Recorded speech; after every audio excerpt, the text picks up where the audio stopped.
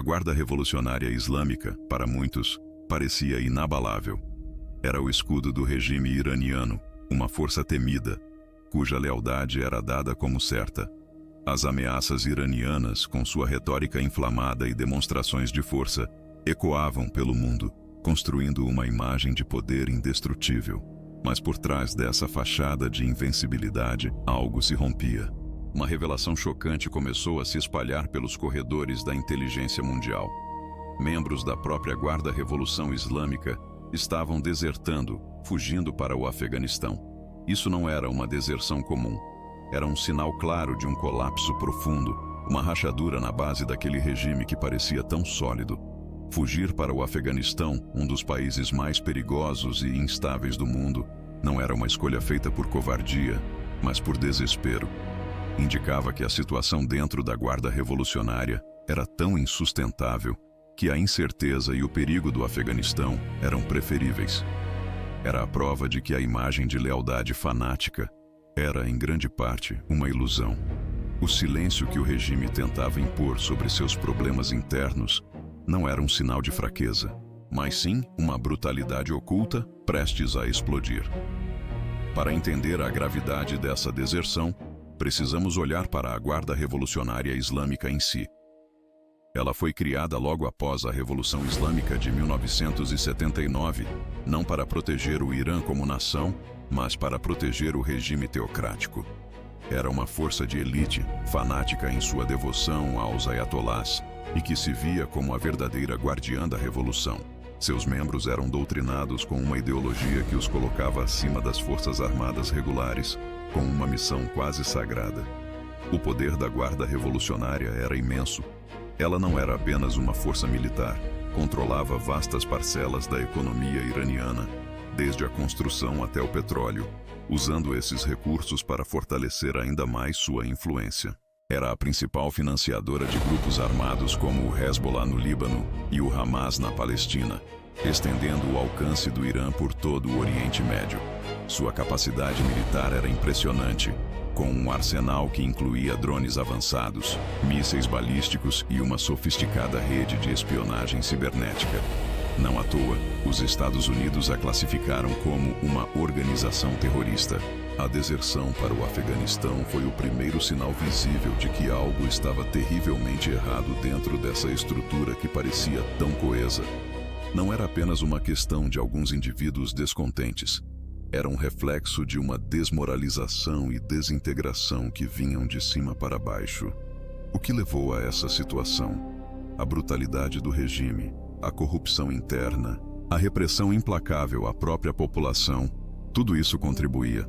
Mas o ponto de virada, o momento que realmente desencadeou o colapso, não aconteceu nos campos de batalha ou nas ruas.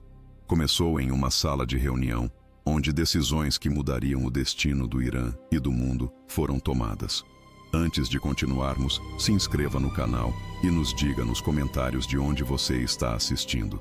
Aquele ponto de virada foi marcado por uma série de negociações que, à primeira vista, prometiam uma solução pacífica, mas que, na realidade, apenas expuseram a verdadeira intenção do regime iraniano.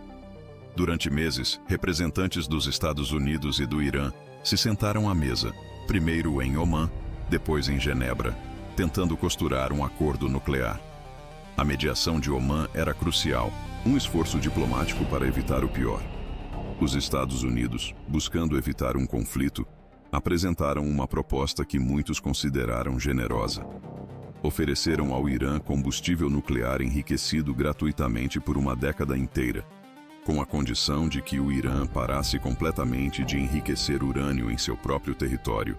A ideia era simples. Se o Irã precisava de urânio enriquecido para fins pacíficos, como geração de energia ou pesquisa médica, os Pírios e Niuaruá o forneceriam, eliminando a necessidade de o Irã desenvolver a capacidade de enriquecimento, que é o mesmo processo usado para fabricar armas nucleares. A resposta iraniana foi um choque. Eles rejeitaram a oferta categoricamente. A justificativa era sempre a mesma. O Irã tinha o direito soberano de enriquecer urânio em seu próprio solo. Mas essa recusa, combinada com a insistência no enriquecimento doméstico, revelou a verdadeira natureza de suas ambições. Não se tratava de obter energia, mas sim de dominar o processo de produção de urânio enriquecido. O objetivo real não era o combustível, mas a capacidade de produzi-lo, e com essa capacidade, a possibilidade de construir bombas. O que se seguiu foi ainda mais alarmante. Em meio às negociações tensas, os representantes iranianos fizeram uma admissão chocante. Eles revelaram possuir 10.000 quilos de urânio processado. Desses, 1.000 quilos estavam enriquecidos a 20%, e o mais preocupante, 460 quilos estavam enriquecidos a 60%. Para quem entende de física nuclear, esses números eram aterrorizantes. O urânio enriquecido a 60% está a apenas um pequeno passo do nível de 90% necessário para uma arma nuclear. Era uma questão de semanas, talvez dias, para que pudessem alcançar o patamar da bomba. Os negociadores iranianos, longe de mostrar preocupação ou arrependimento, pareciam se gabar de suas conquistas. Com um orgulho quase inacreditável, eles afirmaram ter material suficiente para nada menos que 11 bombas nucleares.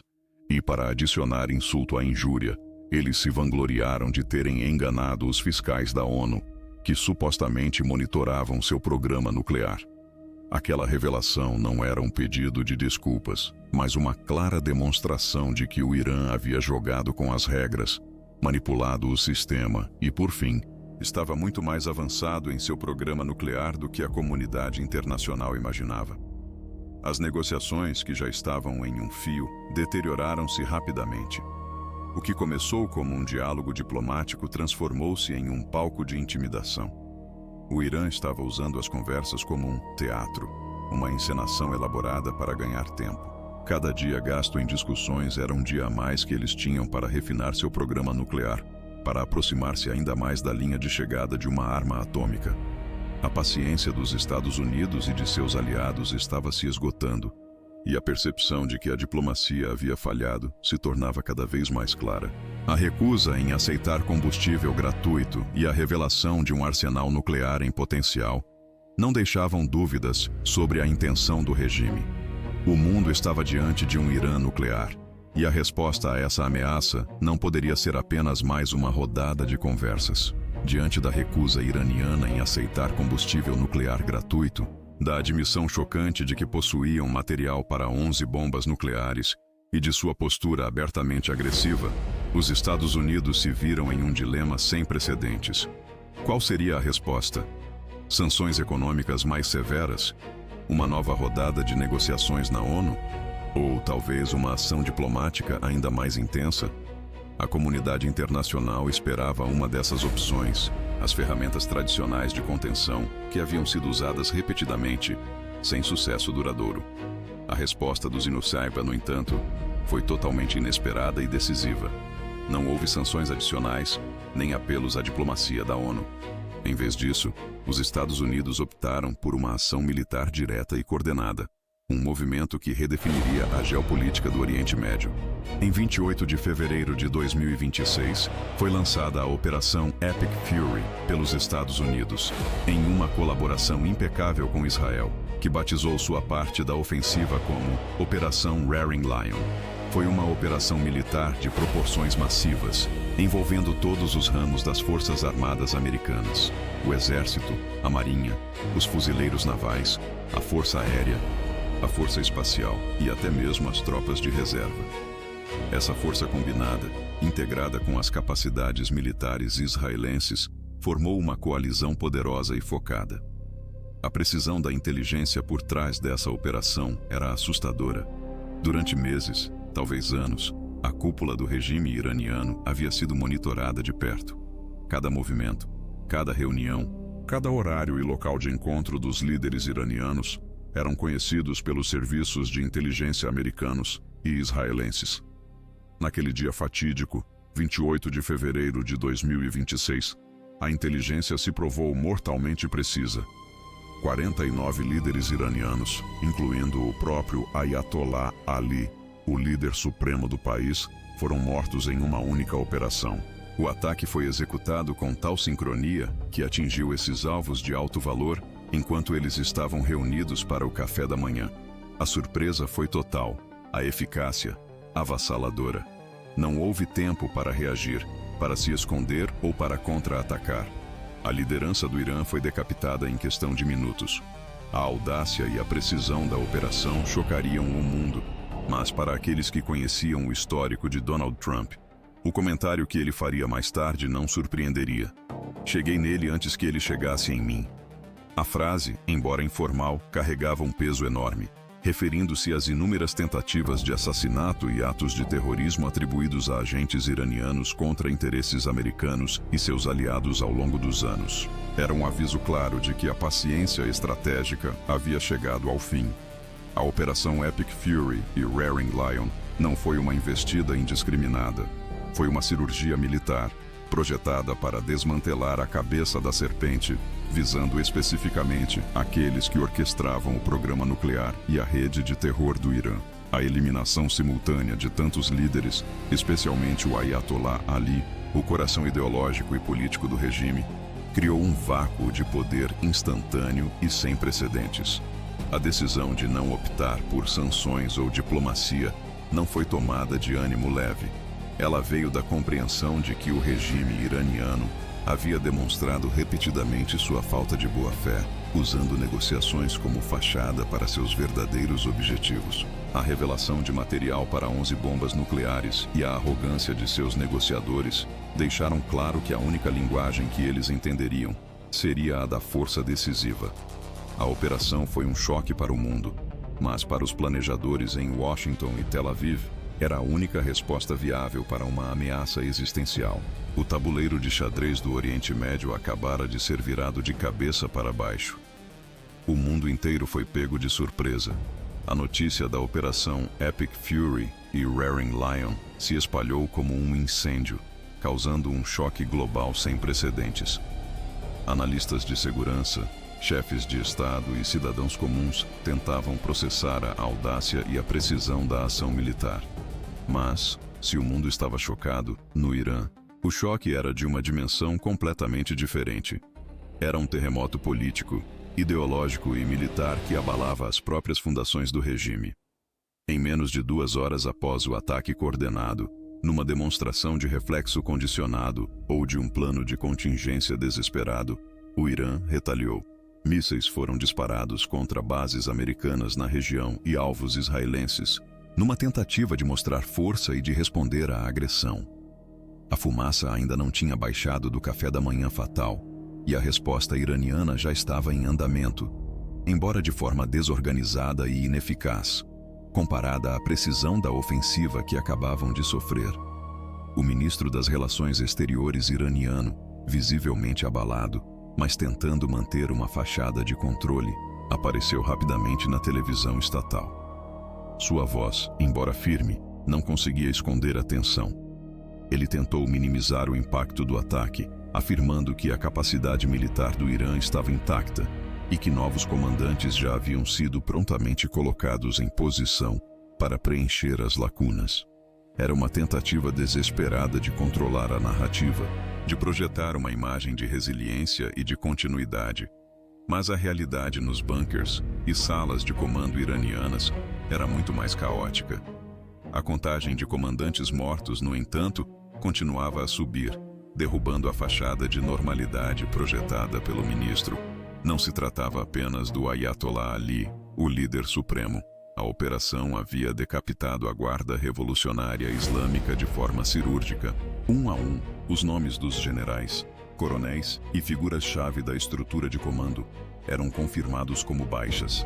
Era uma destruição precisa do sistema nervoso central da Guarda Revolucionária. Um tipo de golpe que ia muito além de uma simples derrota militar. A inteligência americana e israelense não apenas sabia quem eram os líderes. Eles sabiam onde estavam, quando se reuniam, quais eram seus hábitos. Essa foi a chave para o sucesso da operação. Não foi um bombardeio indiscriminado, mas uma eliminação seletiva e altamente eficaz. Os alvos foram escolhidos com base em anos de coleta de informações, de monitoramento constante e de compreensão profunda da hierarquia e do funcionamento da Guarda Revolucionária.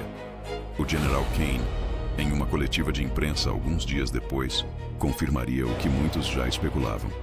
Ele explicou que a operação não foi uma reação impulsiva, mas o resultado de meses, talvez até anos, de planejamento meticuloso. Foi o culminar de um trabalho de inteligência extraordinário, de uma coordenação sem precedentes entre agências e países aliados. Cada detalhe foi pensado, cada cenário analisado. A operação foi um testemunho da capacidade de projeção de poder dos Erimajwa e Israel, e da vulnerabilidade de regimes que subestimam a determinação de seus adversários. A Guarda Revolucionária, antes considerada uma força monolítica e inabalável, começou a mostrar as primeiras rachaduras. A eliminação de sua cúpula não era apenas uma perda de pessoal, era uma perda de memória institucional, de liderança carismática e de coesão. A lealdade que antes parecia absoluta, agora era testada ao limite. O ataque não foi apenas uma derrota militar. Foi o início da fragmentação de uma organização que por décadas havia sido o pilar da teocracia iraniana. Um evento que mudaria para sempre o curso da história do Irã. A Guarda Revolucionária não estava apenas derrotada, ela estava começando a se desintegrar. A eliminação da cúpula do regime iraniano criou um vácuo de liderança sem precedentes. Era como se a cabeça de um corpo complexo tivesse sido removida e os membros restantes, embora ainda capazes de mover-se por reflexo, não tinham mais uma direção central. A Guarda Revolucionária, que antes operava com uma hierarquia rígida e uma cadeia de comando clara, viu-se em um estado de desorientação profunda. A perda não se resumia a indivíduos. Era a perda da memória institucional, da experiência acumulada ao longo de décadas, das relações pessoais que cimentavam a lealdade e a eficácia operacional. A falha na sucessão foi um dos pontos mais críticos que a operação expôs. O regime iraniano, em sua estrutura teocrática e autoritária, dependia fortemente da figura do líder supremo e de um círculo íntimo de conselheiros e comandantes. Não havia um plano de sucessão robusto e transparente para um cenário de eliminação simultânea de tantos líderes. A crença na invencibilidade e na proteção divina talvez tenha cegado o regime para a necessidade de um plano de contingência para uma catástrofe dessa magnitude. A fragilidade do sistema, antes oculta sob uma fachada de poder inabalável, veio à tona de forma brutal. A desmoralização da Guarda Revolucionária foi imediata e profunda. Soldados, oficiais de nível médio e até mesmo alguns comandantes que sobreviveram viram seus líderes caírem de forma tão rápida e decisiva. A aura de invencibilidade que cercava a GRI se desfez em questão de horas. A capacidade operacional foi comprometida não apenas pela perda de pessoal, mas pela perda de moral. Como poderiam inspirar medo e lealdade quando seus próprios protetores e mentores haviam sido tão facilmente eliminados? A dúvida e o medo começaram a corroer a organização por dentro. Esforços frenéticos para reorganizar e preencher as lacunas de comando foram imediatamente iniciados. Reuniões de emergência foram convocadas, ordens contraditórias foram emitidas e a busca por novos líderes que pudessem assumir o controle e restaurar a ordem tornou-se a prioridade máxima. No entanto, a pressa e o pânico dificultaram a escolha de sucessores competentes e leais. Muitos dos que ascenderam ao poder nessas circunstâncias não tinham a mesma autoridade, carisma ou experiência de seus predecessores, tornando a tarefa de reconstruir a guarda ainda mais desafiadora. O caos se instalou nos escalões mais altos. O regime tentou desesperadamente controlar a narrativa, tanto interna quanto externamente. A mídia estatal iraniana minimizou a extensão das perdas, glorificou os líderes caídos como mártires e prometeu uma retaliação ainda mais severa. Tentaram projetar uma imagem de unidade e resiliência, de que o Irã permanecia forte e inabalável. No entanto, a realidade nas ruas e nas bases militares era outra. A verdade sobre a aniquilação da cúpula do regime vazava através de redes sociais e de boca em boca, corroendo a credibilidade da propaganda oficial. A perda era inegável, e a tentativa de controlá-la apenas aumentava a desconfiança da população.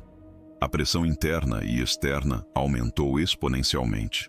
A comunidade internacional, embora chocada com a audácia da operação, observava atentamente os desdobramentos.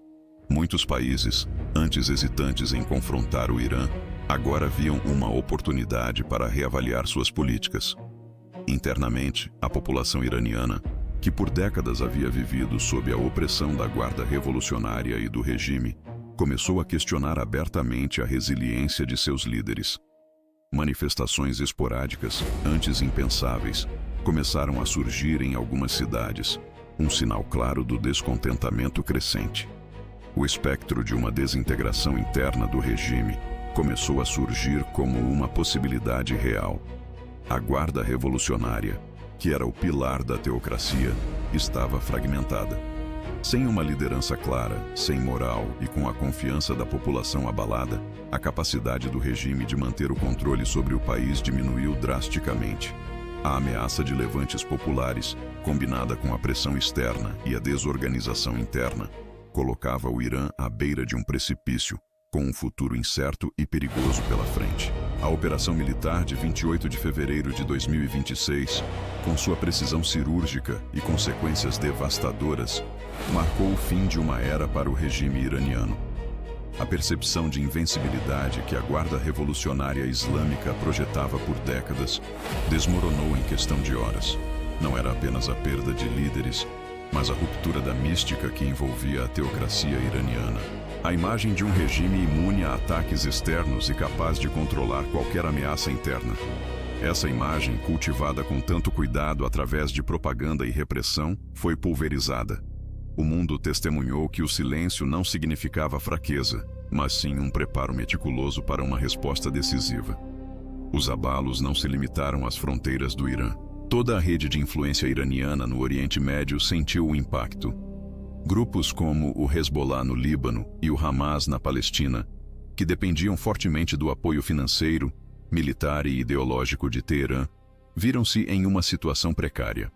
A liderança desses grupos foi forçada a reavaliar suas estratégias e a buscar novas fontes de apoio ou a operar com recursos significativamente reduzidos. A capacidade do Irã de desestabilizar a região foi severamente comprometida, abrindo espaço para novas dinâmicas de poder e, talvez, para uma rara oportunidade de estabilidade em áreas historicamente voláteis. Internamente, a luta pelo poder dentro do Irã tornou-se um espetáculo caótico. Com a eliminação do Ayatollah Ali e de grande parte de sua cúpula, a questão da sucessão não era apenas complexa, mas explosiva. Várias facções, antes unidas pela obediência ao líder supremo, agora disputavam o controle em um ambiente de vácuo de poder. A dificuldade em estabelecer uma nova liderança estável e legítima era imensa. Os critérios de seleção tradicionais foram jogados pela janela, e a ascensão de figuras menos experientes ou com menos apoio popular gerou ainda mais instabilidade. O risco de uma guerra civil ou de uma fragmentação do país em linhas étnicas e religiosas era uma preocupação real para os observadores internacionais. A questão nuclear, que havia sido o catalisador de toda a crise, foi drasticamente redefinida. Com a eliminação da liderança que impulsionava o programa e a provável destruição de infraestrutura-chave durante os ataques de retaliação ou em operações subsequentes, a capacidade do Irã de desenvolver armas nucleares foi seriamente comprometida. A comunidade internacional, aliviada, respirou mais fácil, mas a vigilância permaneceu. O programa nuclear iraniano, antes uma ameaça iminente, tornou-se um lembrete sombrio das consequências de enganar o mundo e buscar o poder atômico em segredo. A reconfiguração geopolítica no Oriente Médio foi imediata e profunda. O papel dos Nilfgaard e de Israel na região foi reafirmado com uma demonstração de força sem precedentes. A mensagem era clara: a paciência tem limites, e a ameaça à segurança global não seria tolerada. Outros atores regionais, como Arábia Saudita e Emirados Árabes Unidos, observaram os acontecimentos com grande interesse, ponderando suas próprias estratégias e alianças em um cenário onde a balança de poder havia mudado dramaticamente. A era da hegemonia iraniana na região, ou pelo menos sua aspiração a ela, chegou ao fim. O futuro do Irã, contudo, permanecia incerto. Os cenários eram muitos: instabilidade prolongada, um colapso completo do regime e a emergência de um novo Estado, ou até mesmo uma transição para uma forma de governo diferente. menos teocrática e mais responsiva à vontade popular.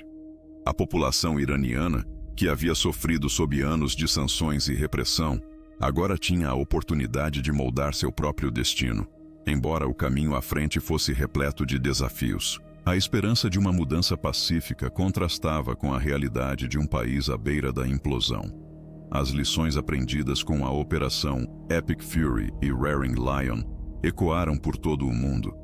A mais importante delas era a de nunca confundir silêncio com fraqueza.